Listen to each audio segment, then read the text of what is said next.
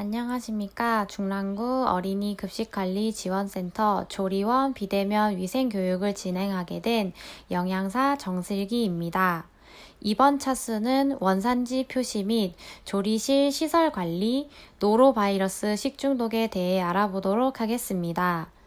교육을 진행하기 전에 중랑구 어린이 급식관리 지원센터에서 배포한 조리원 교육책자가 있으신 어린이 시설은 16, 17페이지와 13페이지를 보면서 동영상을 시청해 주시면 감사하겠습니다.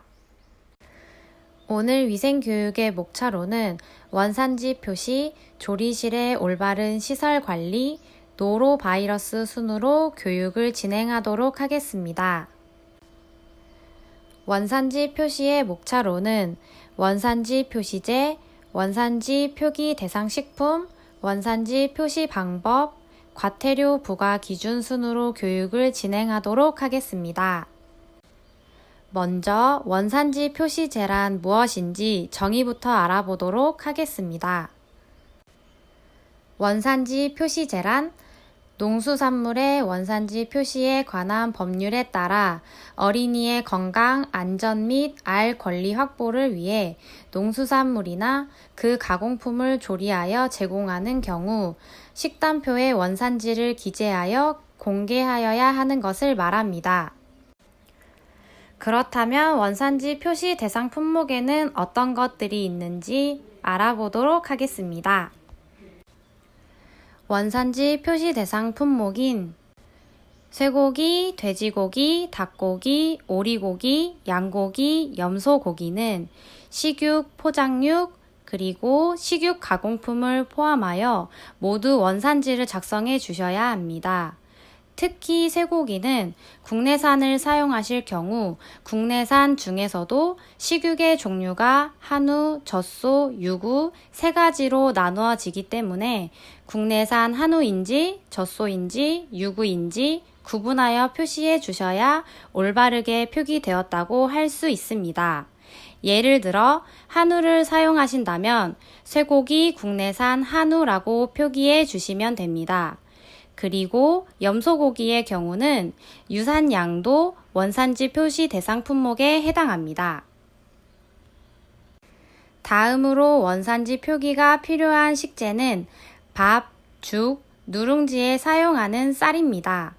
이때 쌀의 종류에는 찹쌀, 현미, 찐쌀, 쌀 가공품이 포함됩니다. 배추김치의 원료로 사용되는 배추, 고춧가루에도 원산지 표기가 필요한데요. 이때 배추에는 얼갈이 배추, 봄동 배추가 포함됩니다.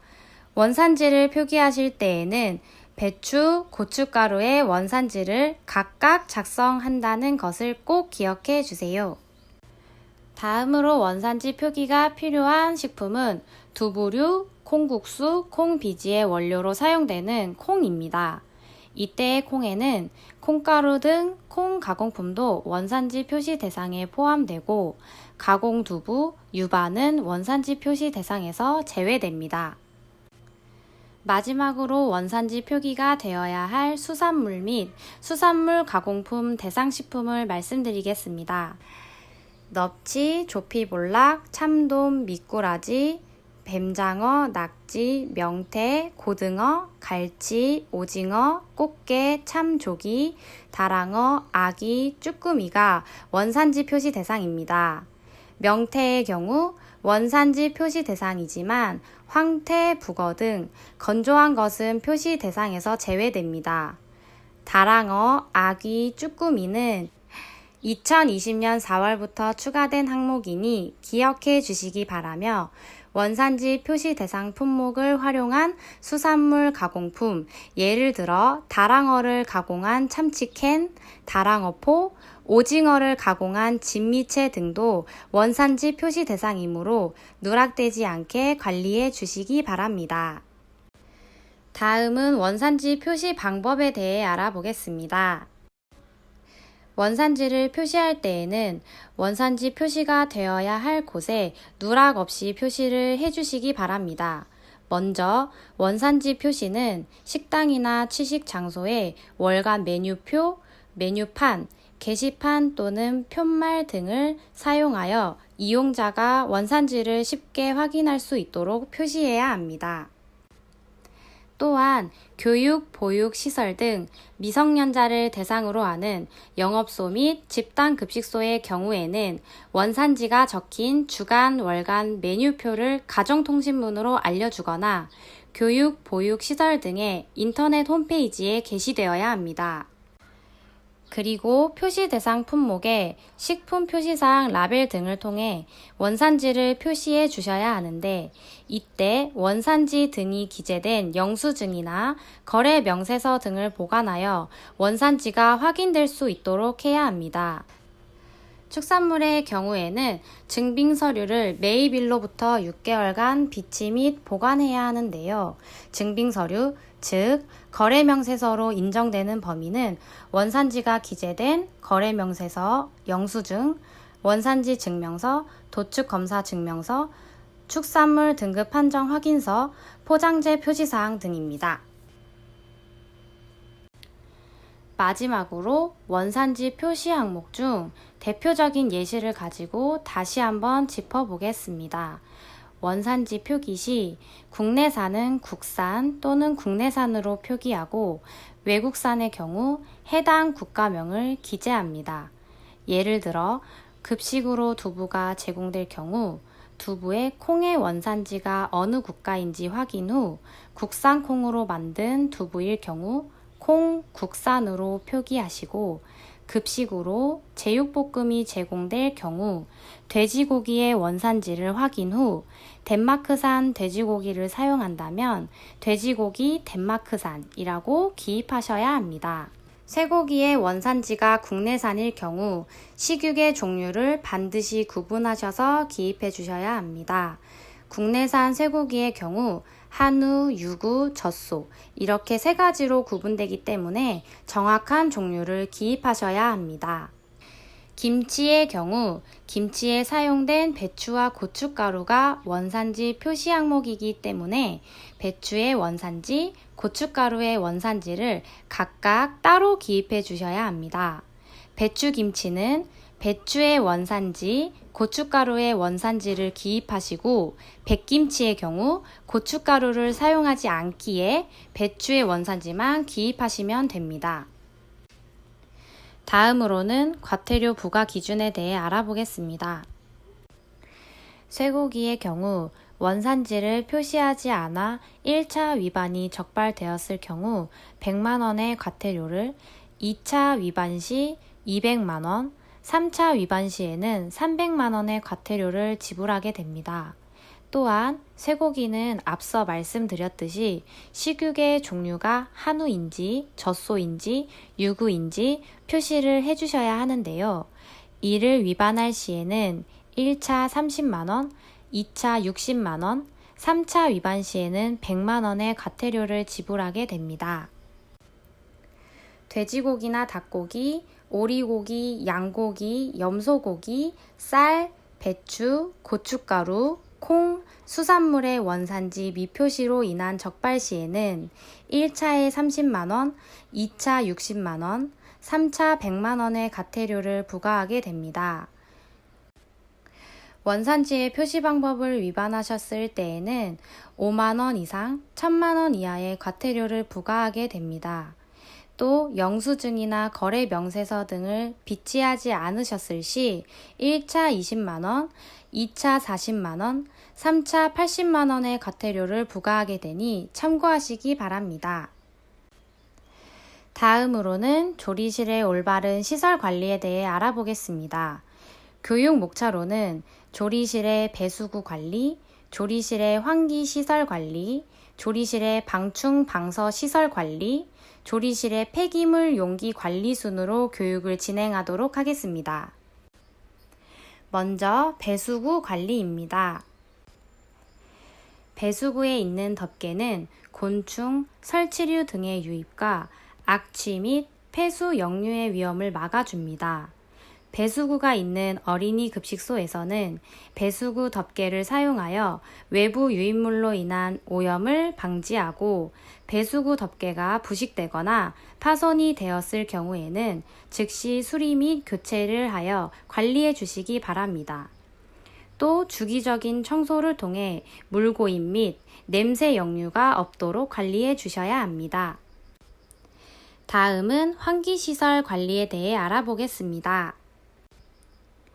환풍기를 청결하게 관리하지 않으면 후드의 이물질이 조리 중인 음식물에 혼입될 수 있으며 조리실 환기가 되지 않아 공기 중에 오염물질이 있을 수 있습니다.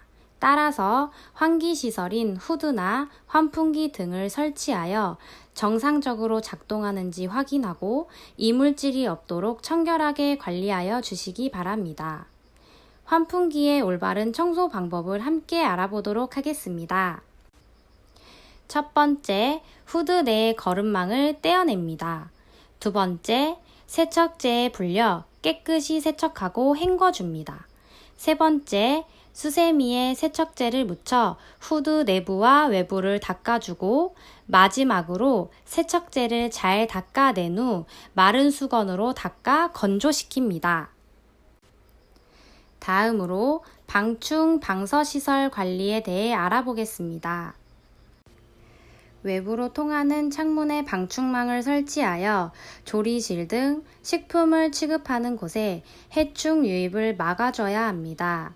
방충시설을 설치하였으나 훼손이 있을 시에는 보수 및 교체를 해야 하며 이물질이 없도록 청결하게 관리하여 주시기 바랍니다. 다음은 폐기물 용기 관리에 대해 알아보겠습니다. 쓰레기는 부패가 빠르게 진행되어 외부로 균이 퍼져나가 교차 오염을 발생할 수 있습니다. 따라서 폐기물 용기는 용도별로 구분하여 구비해 주셔야 합니다. 예를 들어 음식물 쓰레기통과 일반 쓰레기통 등은 따로 구비해 주셔야 합니다. 그리고 내수성이 강한 재질의 뚜껑이 있는 용기를 사용해 주셔야 합니다. 유치원의 경우 페달식 쓰레기통을 사용해야 하며 유치원이 아닌 어린이 급식소에서는 회전식이 아닌 뚜껑이 있는 용기를 사용해 주시기 바랍니다. 회전식 쓰레기통의 경우 쓰레기통에 있는 균이 외부 출입이 용이하기 때문에 뚜껑이 있는 쓰레기통을 사용하여 주시기 바랍니다. 또한 쓰레기통이 파손되지 않고 청결한 상태로 유지할 수 있도록 관리 바랍니다. 마지막으로 노로바이러스 식중독에 대해 알아보겠습니다. 저희 센터에서 배포한 조리원 교육 책자가 있으신 어린이 시설은 책 13페이지를 참고하여 주시면 감사하겠습니다.